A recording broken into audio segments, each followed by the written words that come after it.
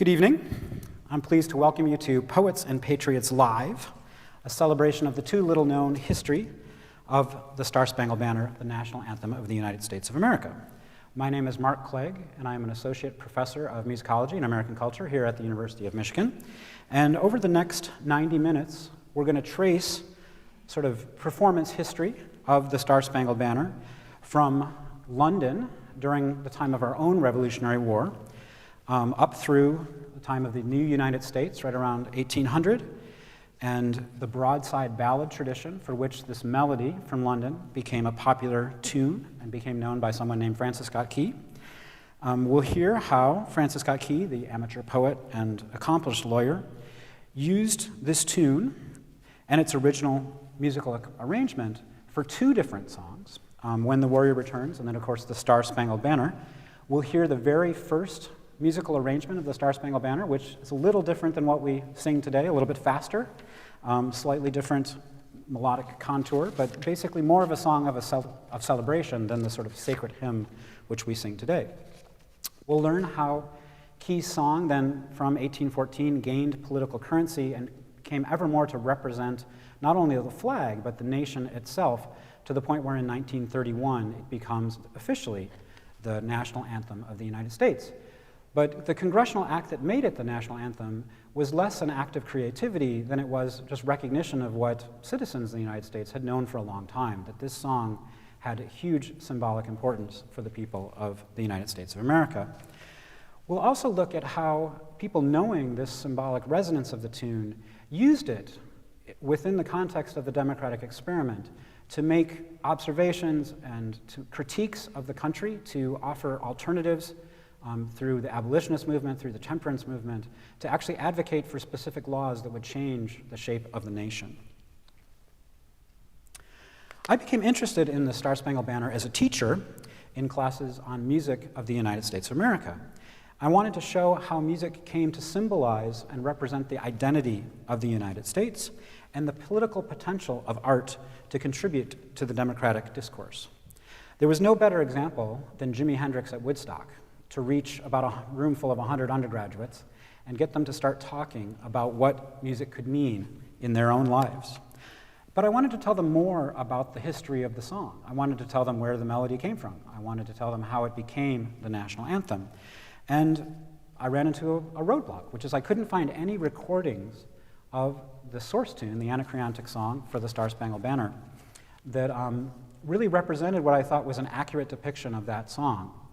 There are lots of performances on YouTube, with sort of folk singers and a banjo, but nothing that captured the spirit of the Amateur Musicians Society in London that was eating at fancy restaurants and hosting Franz Joseph Haydn when he was visiting, that really represented this high-class nature of this club. It was certainly jovial, certainly energetic, but it was also something that was trying to advance musical art and advance society within London. So I decided to make a recording.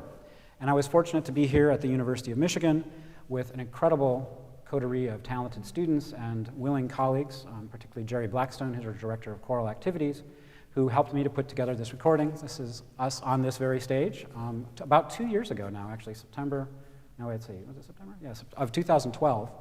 And so this project has been snowballing into something bigger and bigger as we went along. So what started off as a couple of tracks, the Anacreontic Song and the original version of the Star-Spangled Banner, soon became a full CD, next became a double CD, then became a CD and a songbook, to the point where we have the project as it stands today, which is a double CD entitled Poets and Patriots with 37 different tracks representing the history of the Star-Spangled Banner.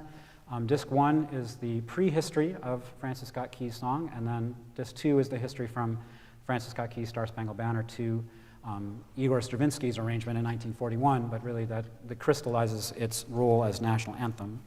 The project has also increased in scope, really becoming a huge birthday party for the national anthem on its 200th anniversary, which is coming up this September 14th. And so what started off, in my mind, of becoming then a book project has become a website and a YouTube channel, a set of educational resources, an NEH Summer Teachers Institute. There'll be an exhibit here at the University of Michigan Library, as well as another recital, a recital by Thomas Hampson at the Library of Congress on July 3rd, a museum exhibit at the Grammy Museum in Los Angeles, and a national Star-Spangled Music Day that's being co-sponsored with the American Choral Directors Association, and then a big halftime show at the Big House the day before the anniversary on September 13th. So it's pretty amazing how this has all come together. And it's just one of the sort of incredible things the University of Michigan can do because of just the amazing activities we have here and just the range of talented people. This very morning, and actually the singers don't even know this yet, but I got an email from a large American history museum in the Washington, D.C. area. I probably shouldn't mention their names, but it rhymes with Smithsonian. So they are interested in actually using this recording as part of their exhibit for Flag Day this June. So that's going to be pretty amazing. So, and I'm just really grateful to the artistic talents that you're going to now see on this stage, because it's the quality of their artistry which really makes this project tick. I mean, and has really taught me a lot about the history of this song. It's one thing to look at the poetry, it's a totally different thing to actually sing these songs and to sort of imagine what it was like the first time they were performed. So I hope you enjoy this journey, and in the same way I have really the last 2 years. So let's start at the beginning with the Anacreontic Song, which is the original source tune for the melody, which Francis Scott Key knew and then wrote the lyric of the Star-Spangled Banner to. We're going to recreate a performance as if we're at a meeting of this amateur musicians and supper club, right around probably 1775, 76 when this song was written. The lyrics are by Rafe Tomlinson, who became president of the club and probably would have been one of the musicians who sang this. So the president of the club or one of their sort of hired ringers would have performed this, because you needed a really good voice to pull this off. And we will have my colleague Scott Piper, who's on the voice faculty here, will be performing the solo. And then we'll have some other voice students, as well as myself, making up the members of the club, and we'll be singing in the chorus. So there's this dialogue between the president of the club and then the membership, which is an important part of the song, and it'll come back later, so we'll be telling you about the significance of that in a few minutes.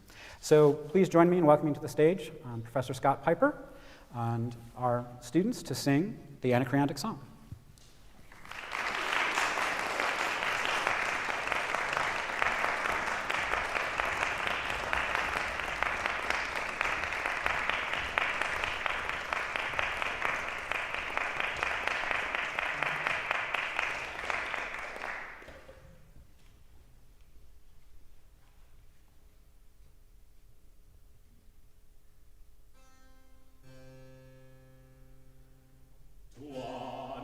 Anacreon in heaven, where he sat in full glee, a few sons of harmony sent a petition that he their inspirer and patron would be, when this answer arrived from the jolly old Grecian.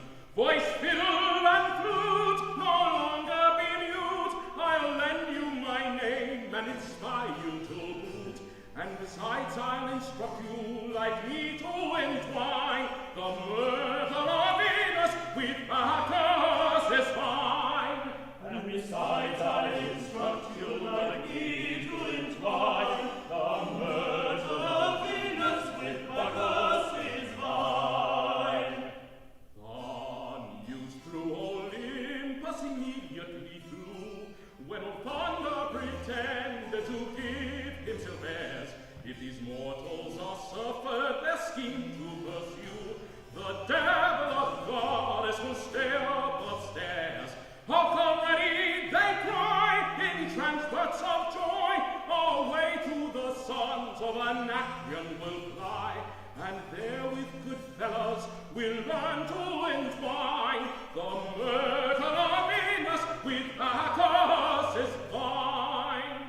And there with good fellows we'll learn to entwine the myrtle of Venus with Bacchus'S vine. The yellow-haired god and his 9 fusty maids from Helicon's banks will incontinent flee. Idalia will boast blood of tenantless shades, and the bifurcated hill a mere desert will be. My thunder, no fear on't, shall soon do its errand, and damn me, I'll swing the ringleaders, I'll warrant. I'll trim the young dogs for those daring to entwine the myrtle of Venus, then Bacchus